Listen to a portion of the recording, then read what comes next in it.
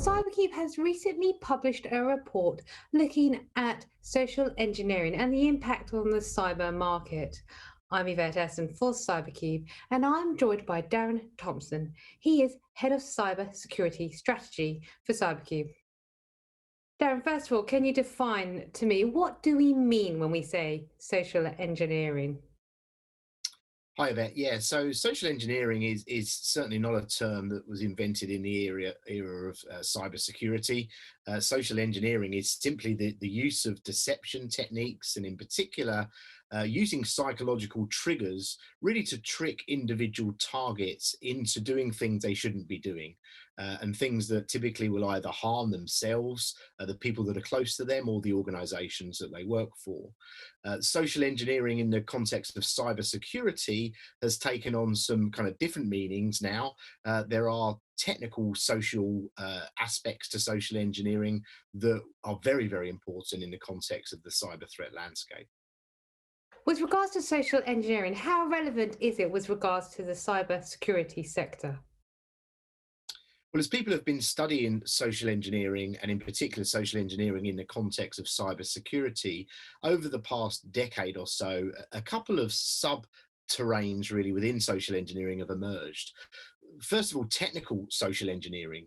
This is technical things such as password hacking, for example, the extracting of information from social media.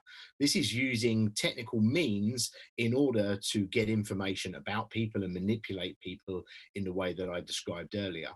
There are also kind of hybrid models, though, so we call those typically technical social engineering, and that's where both psychological principles are brought together with technical principles to help the criminal to their end. And these are things like phishing, which is, as you know, a really important aspect and very, very important vector when it comes to some of the major attacks that we see in cybersecurity. And does this have significant implications for the insurance industry using social engineering in such a fashion?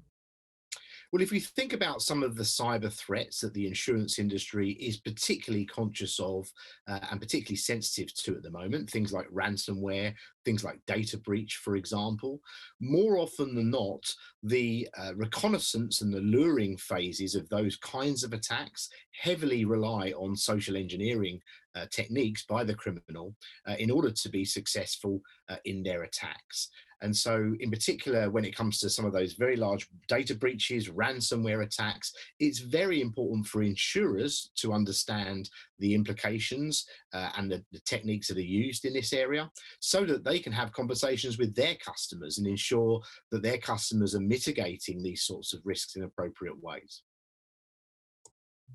A copy of CyberCube's report looking at social engineering strategies being utilised in the cyber sector can be found on CyberCube's website, cybercube.com.